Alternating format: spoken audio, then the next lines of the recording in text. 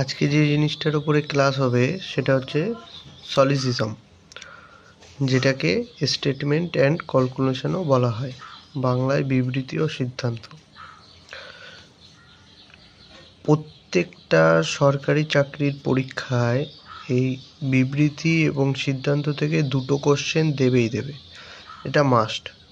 কিন্তু আমাদের ওয়েস্ট বেঙ্গলে বা বিশেষ করে ওয়েস্ট বেঙ্গলের যে সমস্ত পরীক্ষাগুলো আছে সেখানে বিশেষ করে দুটো থেকে তিনটে তো থাকবেই প্রত্যেকটা পরীক্ষায়। কিন্তু ওয়েস্ট বেঙ্গলের বেশিরভাগ ছাত্রছাত্রীরাই এটা ভেন ডায়াগ্রাম এই মেথডে করে, কিন্তু এটা সম্পূর্ণ একটা টাইম টেকিং মেথড। কিন্তু আজকে আমি এই ভেন ডায়াগ্রামে আমরা এটা করব না, আমরা একটা নতুন পদ্ধতি শিখবো, সেটাকে বলা হয় 150 মেথড। বিশেষ করে হিন্দি বা ইংরেজিতে যে সমস্ত ক্লাসগুলো করানো হয় সেখানে এটা এই নিয়মটাতেই করানো হয়। আর এই নিয়মটা খুব সহজ, একবার শিখে গেলে খুব সহজ।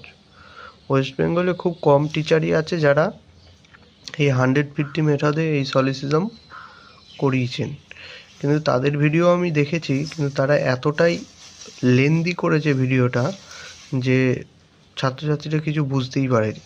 আজকে আমি দেখি কতটা সহজ করে তোমাদের বোঝাতে পারি। সলিসিজম করার ক্ষেত্রে প্রথমেই বেসিক কিছু জিনিস শিখতে হবে।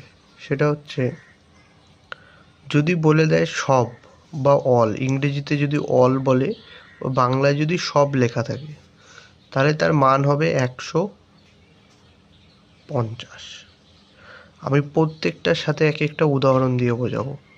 এখানে বলেছে সব বল হয় কুকুর, তাহলে সবের সাথে বলটা রয়েছে, তাহলে বলের মান হয়ে যাবে 100।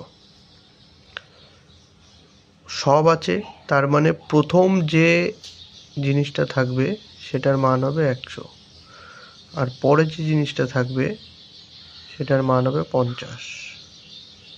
এটা গেল অলের কেস। তারপরে আসছে সাম বা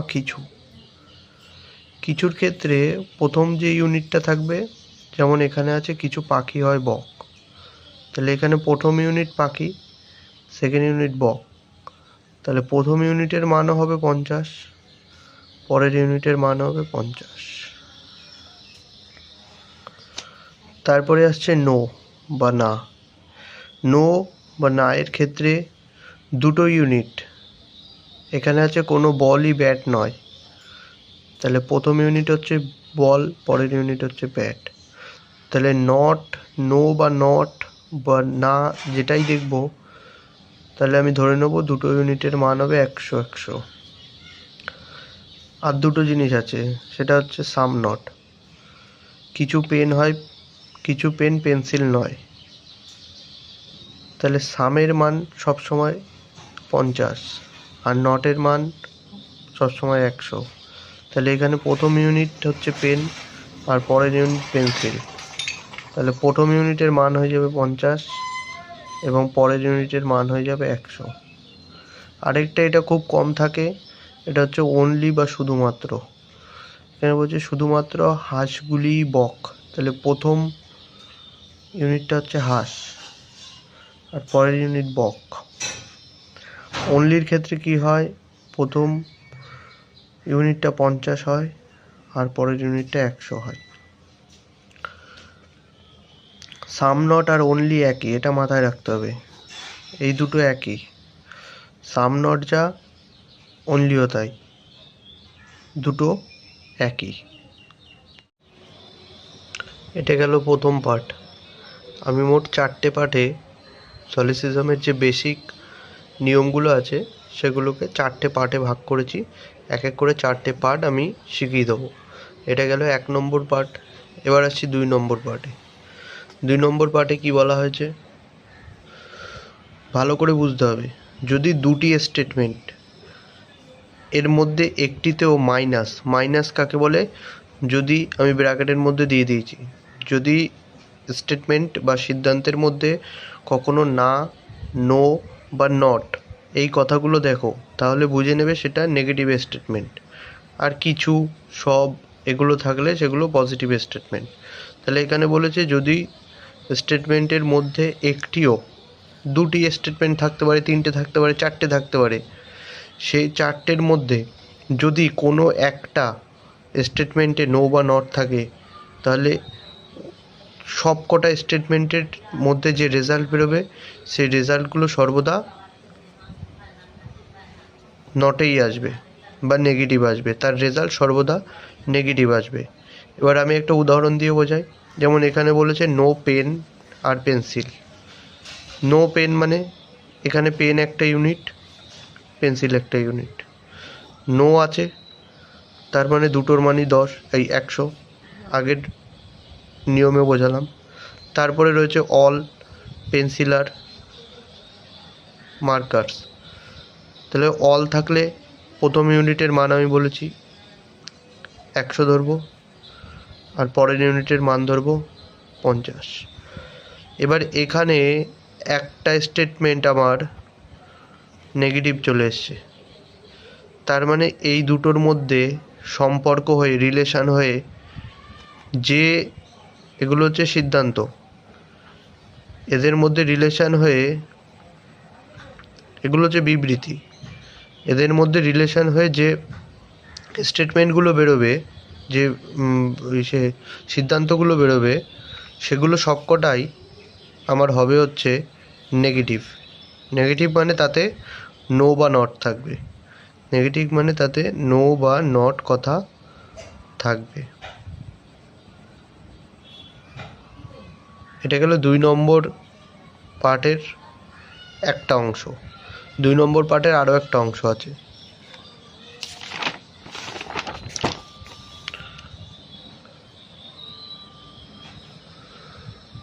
দুটি স্টেটমেন্ট যদি পজিটিভ হয় তাহলে তাদের ক্যালকুলেশন সর্বদা পজিটিভ হবে। ব্যাপারটা কেমন? সব মানুষ হয় কাক, সব থাকলে প্রথম ইউনিটের মান হয় 100, পরের ইউনিটের মান হয় 50। আবার সব কাক হয় কুমির, তাহলে এখানেও সব রয়েছে, এর মান 100, পরেরটার মান 50। তাহলে এটাও পজিটিভ স্টেটমেন্ট, এটাও পজিটিভ, এটাও পজিটিভ। আমি কি করে বুঝলাম এই দুটোই পজিটিভ? কারণ এর মধ্যে কোনো জায়গায় নো বা নট কথা নেই, তার মানে এই দুটোই আমার পজিটিভ স্টেটমেন্ট। তাহলে এই দুটো বিবৃতি থেকে আমার যা রেজাল্ট বেরোবে, সে রেজাল্টগুলোর মান সর্বদা হবে প্লাস, পজিটিভ হবে। কেন? কারণ এই দুটো স্টেটমেন্টই আমার পজিটিভ, এটাও পজিটিভ, এটাও পজিটিভ। কিন্তু এই দুটোর মধ্যে যদি একটাও নেগেটিভ হতো তাহলে তার রেজাল্ট কিন্তু নেগেটিভ বেরোতো, যেটা আগের নিয়মটায় বোঝালাম। 3 নম্বর পার্ট। 3 নম্বর পার্টে দুটো জিনিস খেয়াল রাখতে হবে। 3 নম্বর পার্টে বোঝাবো হচ্ছে সার্টেন কেস আর আনসার্টেন কেস। সার্টেন কেস বলতে কি বোঝায়? যদি দুটি স্টেটমেন্টের মধ্যে একটিতে কমন ওয়ার্ডের ভ্যালু 100 হয় তাহলে সার্টেন কেস হয়। এক্ষেত্রে প্রত্যেকটি পদের সাথে প্রত্যেকটি পদের রিলেশান তৈরি হয়। ব্যাপারটা কীরকম? এখানে বলেছে কোনো কাক ঘুঘু নয়, তাহলে এখানে নয় আছে। আমি বলেছিলাম নো বা নট থাকলে প্রথম ইউনিটের মান হবে 100, পরেরটার মানও হবে 100। তারপরে কিছু বক, কিছু ঘুঘু হয় বক, তাহলে কিছু সাম থাকলে প্রথমটার মানও 50, পরের ইউনিটের মানও 50। তাহলে এখানে দেখো আমার কমন ওয়ার্ড কোনটা আছে? ঘুঘু। তাহলে এখানে কমন ওয়ার্ডের মান 50, এখানে কমন ওয়ার্ডের মান 100। যদি দুটো জায়গায়, যে কোনো দুটো জায়গার মধ্যে যে কোনো জায়গায়, এখানে অথবা এখানে যে কোনো জায়গায় কমন ওয়ার্ডের মান যদি একটা 100 পাওয়া যায় তাহলে এদের সবার মধ্যে রিলেশান তৈরি হবে।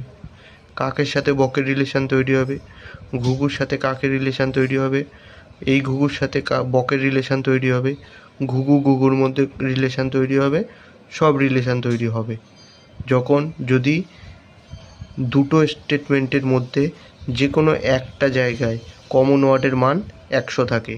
তাহলে এই রকম যখন দুটো জায়গার মধ্যে কমন ওয়ার্ডের মান এক জায়গায় 100 থাকবে, সেই কেসটাকে আমরা বলবো সার্টেন কেস।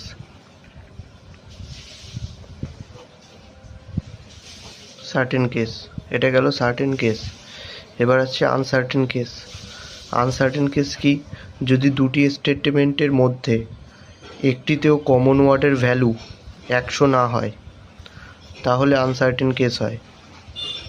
দেখো এখানে কি বলেছে, কিছু বই হয় খাতা, তাহলে কিছু কিছু থাকলে বা সাম থাকলে আমি বলেছি দুটো ইউনিটের মানই হবে আমার 50, এখানেও 50, এখানেও 50।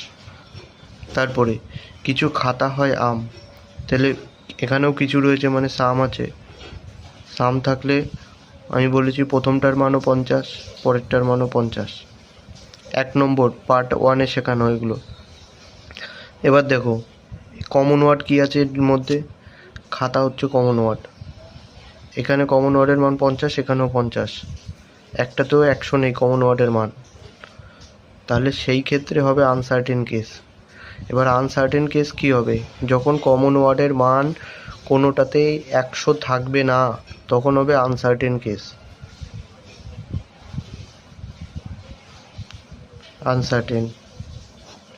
আনসার্টেন কেস হলে কি হয়, আনসার্টেন কেস হলে যদি এই দুটো বিবৃতি থেকে যে সমস্ত সিদ্ধান্তগুলো তৈরি হবে সেই সিদ্ধান্তগুলোই ঠিক হবে, মানে তোমাকে কমন ওয়ার্ড নিতেই হবে, কমন ওয়ার্ড বাদ দিয়ে অন্য ওয়ার্ডগুলোর মধ্যে কোনো সম্পর্ক তৈরি হবে না আনসার্টেন কেসে। মানে এখানে বই এবং আমের মধ্যে কোনো সম্পর্ক তৈরি হবে না। খাতা বইয়ের মধ্যে হবে, খাতা আমের মধ্যে হবে, কিন্তু বই এবং আমের মধ্যে কখনোই সম্পর্ক তৈরি হবে না আনসার্টেন কেসে। মানে মেইন কথাটা হচ্ছে আনসার্টেন কেস ঘটলে তোমাকে কমন ওয়ার্ড নিয়েই তোমাকে সিদ্ধান্তে আসতে হবে, কমন ওয়ার্ড ছাড়া যে সমস্ত সিদ্ধান্তগুলো থাকবে সেগুলো সব ভুল। তাহলে আনসার্টেন কেসের এই একটা পার্ট গেল। আনসার্টেন কেসের আরও একটা পার্ট আছে, আনসার্টেন কেসের দুটো পার্ট, একটা হচ্ছে এই পার্ট। এখানে কি বলেছে, যদি দুটি স্টেটমেন্টই নেগেটিভ হয়, এই জিনিসটা বাচ্চাদের থেকে মাথা থেকে উড়ে যায় আনসার্টেন কেসের। তো এখানে বলেছে যদি দুটি স্টেটমেন্টই নেগেটিভ হয়, কেমন, কোনো পেন্সিল নয় আছে, তার মানে এটা নেগেটিভ, তাহলে প্রথম ইউনিটের মান হবে 100, পরের ইউনিটের মান হবে 100। তারপরে কোনো পেন্সিল মার্কার নয়, এখানেও 9 আছে, তার মানে প্রথম ইউনিটের মান 100, পরের ইউনিটের মানও 100। তাহলে এবার দেখো এটাও নেগেটিভ স্টেটমেন্ট, কি করে বুঝলাম, কারণ 9 আছে তাই, নো বা নট থাকলে নেগেটিভ স্টেটমেন্ট, এটাও নো বা নট আছে তাই নেগেটিভ স্টেটমেন্ট। তাহলে দুটো স্টেটমেন্টই আমার নেগেটিভ হচ্ছে। তাহলে কি বলেছে, যদি দুটি স্টেটমেন্টই নেগেটিভ হয় তাহলেও আনসার্টেন কেস ঘটবে, অর্থাৎ সেক্ষেত্রে কমন ওয়ার্ড ব্যতীত অন্য পদগুলির মধ্যে কোনোরূপ সম্পর্ক থাকবে না। কমন ওয়ার্ড কী আছে, এখানে পেন্সিল আছে কমন ওয়ার্ড। তাহলে এই ক্ষেত্রে যদি আমাকে সিদ্ধান্তে আসতে হয় তাহলে আমাকে কমন ওয়ার্ডকে নিতেই হবে, কমন ওয়ার্ড ব্যতীত অন্য কোনো ওয়ার্ডের সাথে আমার সম্পর্ক তৈরি হবে না। মানে মার্কার আর পেনের মধ্যে আমার কোনো সম্পর্ক তৈরি হবে না, মার্কার পেন্সিলের মধ্যে সম্পর্ক তৈরি হবে, পেন্সিল পেনের মধ্যে সম্পর্ক তৈরি হবে, কিন্তু এই পেন্সিল হচ্ছে কমন ওয়ার্ড, এই কমন ওয়ার্ড ছাড়া মানে মেইন কথা হচ্ছে আনসার্টেন কেসে আমাকে কমন ওয়ার্ডকে রাখতেই হবে, কমন ওয়ার্ড ছাড়া আমার কোনো সিদ্ধান্ত গঠিত হবে না আনসার্টেন কেস। এটা গেল সার্টেন এবং আনসার্টেন কেস, এবং পার্ট 3 এখানেই শেষ। দেখো এটা হচ্ছে 4 নম্বর পার্ট, এবং সলিসিজমের বেসিক যে সমস্ত নিয়মগুলো আছে সেগুলো এই পার্টের মধ্যে শেষ হয়ে যাবে। আর ওই 3-4টে স্টেটমেন্ট থাকলে কি হয় সেটা ওটার জন্য আলাদা একটা ভিডিও দিতে হবে, কারণ ওটা যদি এর মধ্যে অ্যাড করা হয় তাহলে অনেক বড় ভিডিও হয়ে যাবে, তোমাদের কাছে বোরিং লাগবে। তো যাক, 4 নম্বর পার্টে কি বলা হয়েছে, 4 নম্বর পার্ট এটা কিন্তু মোস্ট ইম্পর্টেন্ট। যদি এক্সামিনার কোশ্চেন কঠিন করতে চায় তখন স্টেটমেন্ট কনক্লুশনের এই নিয়মগুলো অ্যাপ্লাই করে, আইদার অর কেস, এখানে দুটো কেস আছে, একটা হচ্ছে আইদার অর কেস, একটা নাইদার আর নর কেস। তাহলে আইদার অর কেসটা আগে শিখবো, তারপরে নাইদার নর কেস। আইদার অর কেসে কি বলেছে, আইদার অর কেস শুধুমাত্র কনক্লুশনের উপর ভিত্তি করে তৈরি হয়, সেখানে এখানে স্টেটমেন্টের কোনো ভূমিকা থাকে না। ব্যাপারটা কেমন, এই দুটো আমি পরে বোঝাবো, এই দুটো এখন বোঝালে মাথায় কিছু ঢুকবে না। আগে এখানে আসি। আমাকে এখানে বলে দিয়েছে আইদার অর, তোমাকে আগে বুঝতে হবে আইদার অর কেস কোথায় ঘটবে সেটা তোমাকে আগে বুঝতে হবে। এই জায়গায় এটা হচ্ছে স্টেটমেন্ট, আমি এখানে ইন্ডিকেট করে দিই, এটা হচ্ছে স্টেটমেন্ট, এটা কনক্লুশন। এই জায়গাটা দেখে তুমি কখনোই বুঝতে পারবে না যে এখানে আইদার অর কেস হবে। এই জায়গাটা দেখে কখনোই বোঝা সম্ভব না। তুমি বুঝতে পারবে এই জায়গাটা দেখে, এই জায়গাটা দেখে তোমাকে আইদার অর কেস হবে না নাইদার নর কেস হবে, তোমাকে এই জায়গাটা দেখে বুঝতে হবে। এটাকে বলে কনক্লুশন। সেটা কি করে বুঝবো, এবার আসছি সেটাই। যদি দুটি ক্যালকুলেশনই ভুল হয়, যদি দুটি কনক্লুশনই ভুল হয় এবং তাদের পদগুলি যদি একই থাকে, ব্যাপারটা কীরকম, আগে আমি বার করি ক্যালকুলেশনগুলো ভুল কি না, সেটা আগে আমাকে বার করতে হবে। আগেই আমি বলে দিয়েছি সব পেন হয় পেন্সিল, সব রয়েছে, তার মানে প্রথম পার্টের মান হবে 100 আর পরের পার্টটার মান হবে হচ্ছে 50। তারপরে কিছু পেন্সিল হয় মার্কার পেন্সিল, কিছু থাকলে প্রথম পার্টের মান হবে 50, পরের পার্টের মানও হবে 50। এইবার এখানে দেখো 2 নম্বর পার্টে যে নিয়মটা শিখিয়েছিলাম সেই নিয়মটা এখানে অ্যাপ্লাই হয়ে গেছে। যদি কমন ওয়ার্ডের মান দুই জায়গাতেই 50 থাকে, দুটি কমন ওয়ার্ডের মান দুই জায়গাতেই 50 থাকে, এখানেও পেন্সিল এখানেও পেন্সিল, কমন ওয়ার্ড আমার পেন্সিল, তাহলে কমন ওয়ার্ডের মান এখানেও 50 এখানেও 50। তাহলে আমি কি বলেছিলাম, কমন ওয়ার্ডের মান যখন 50 হবে দুই জায়গাতেই, তাহলে কমন ওয়ার্ড ব্যতীত অন্য ওয়ার্ডগুলোর মধ্যে কোনো রকম সম্পর্ক তৈরি হবে না, অর্থাৎ কমন ওয়ার্ডকে সম্পর্কের মধ্যে রাখতেই হবে, নাহলে সম্পর্ক তৈরি হবে না। তাহলে এখানে পেন আর মার্কারের মধ্যে কোনো সম্পর্ক তৈরি হবে না। দেখো কোনো পেন মার্কার নয়, তাহলে এখানে দেখো পেন আর মার্কারের মধ্যেই সম্পর্ক তৈরি করেছে, তার মানে আমার কথা অনুযায়ী পেন্সিল থাকবেই, কারণ দুটো জায়গায় মান 50, এখানে আনসার্টেন কেস হয়ে গেছে, তাহলে এটা ভুল। এটাও দেখো মার্কার আর পেনের মধ্যে সম্পর্ক তৈরি করেছে, তার মানে এটাও আমার ভুল। তাহলে আমার প্রথম সেটা মিললো, প্রথম কন্ডিশনটা আমার মিললো। যদি দুটি কনক্লুশনই ভুল হয় তাহলে আমার এটাও ভুল, এই কনক্লুশনও ভুল, দুটিই ভুল।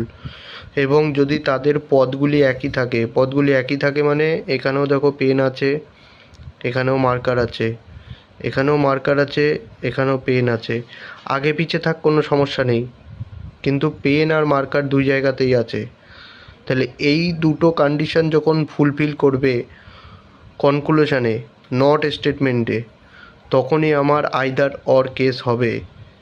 শুধু তাই নয়, এখানে আরও একটা নিয়ম মাথায় রাখতে হবে, সেটা হচ্ছে এক্ষেত্রে দুটি কনক্লুশনের মধ্যে একটিকে পজিটিভ হতে হবে আরেকটিকে নেগেটিভ হতে হবে, তাহলেই আইদার অর কেস ঘটবে। তাহলে দেখো প্রথম স্টেটমেন্টটা দেখো 9 রয়েছে, তার মানে এটা কি, এটা আমার নেগেটিভ স্টেটমেন্ট। আমি বলেছিলাম নো বা নট থাকলে বা না থাকলে সেটা নেগেটিভ স্টেটমেন্ট হবে। আর পরেরটা দেখো, পরেরটায় নো বা নট নেই, তার মানে এটা আমার পজিটিভ স্টেটমেন্ট। তাহলে এই দুটো কন্ডিশনই আমার ফুলফিল করলো, তাহলে এখানে আমার আইদার অর কেস ঘটবে। এইবার আসছি নাইদার নর কেসে। দেখো নাইদার আর নর কেসটা দেখো, নাইদার আর নর কেস আর আইদার আর নর কেস সম্পূর্ণটা প্রায় একই রকম, শুধু একটা জায়গায় একটুকুনি ফারাক আছে। নাইদার আর নর কেসেও ঠিক একই রকম, তুমি স্টেটমেন্ট দেখে ভাই কখনো বুঝতে পারবে না যে এটা একটা নাইদার আর নর কেস বা আইদার অর কেস হবে। তোমাকে দেখতে হবে কনক্লুশন তোমাকে দেখতে হবে, তারপরে তুমি বুঝতে পারবে যে এটা আমার নাইদার আর নর কেস হবে কি না। নাইদার আর নর কেস শুধুমাত্র কনক্লুশনের ওপরে ভিত্তি করে তৈরি হয়, এখানে স্টেটমেন্টের কোনো ভূমিকা নেই, মানে এই স্টেটমেন্টের আমার কোনো ভূমিকা নেই, এটা দেখে আমি বুঝতেই পারবো না। যদি দুটি কনক্লুশনই ভুল হয় তাহলে আমাকে আগের বারের মতনই দেখতে হবে দুটি কনক্লুশন ভুল কিনা। এখানে দেখো সব পেন হয় পেন্সিল, সব সব মানে 100 আগেই ফার্স্ট পার্টে বলে দিয়েছি। আর পরেরটা হবে 50। কিছু পেন্সিল, কিছু মানেই 50-50, এগুলো মাথায় রাখতে হবে, একদম ধাতস্থ করে ফেলতে হবে।